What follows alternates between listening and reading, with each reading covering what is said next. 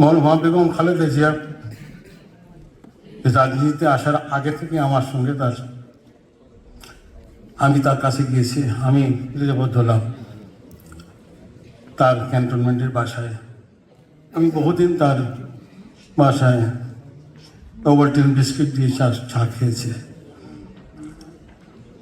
প্রথম কথা খুব বেশি করে মনে পড়ে স্বদেশ পত্রিকায়, তখন তিনি রাজনীতিতে আসেননি, স্বদেশ পত্রিকায় একটি সাক্ষাৎকার প্রকাশিত হয়েছিল, যার পিছনে কাজ করেছিলাম রেজমুদ্দৌলা এবং আমি।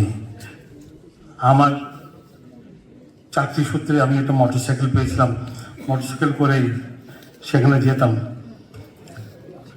এবং বিএনপির কথা যদি বলি, বিএনপি প্রতিষ্ঠার আগে জাগতল যখন ছিল, হোটেল কাম্পালায় যখন পরপর দুদিন মিটিং হলো, প্রফেসর গফুর এবং আব্দুল মান্নান, আমি ওই সঙ্গী হিসেবে, কর্মী হিসেবে থাকতাম, যেতাম। জাগতল প্রতিষ্ঠা হয়েছিল, পরে বিএনপি হলো।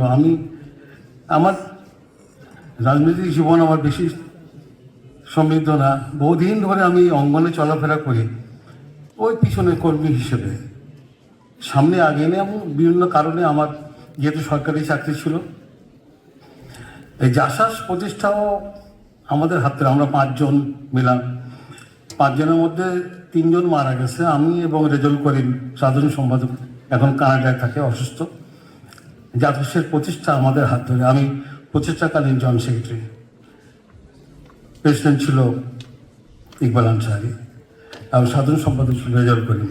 বাকি 3 জন মারা গেছে, এমদাদুল হক, নূর মোহাম্মদ, আব্দুল বারি, মানে ফিল্মের রাজীব, যেটা ফিল্মের রাজীব, ওর নাম হলো আব্দুল বারি, আমাদের খুব বন্ধু বান্ধব। তো সেই পুরনো কথা বলি।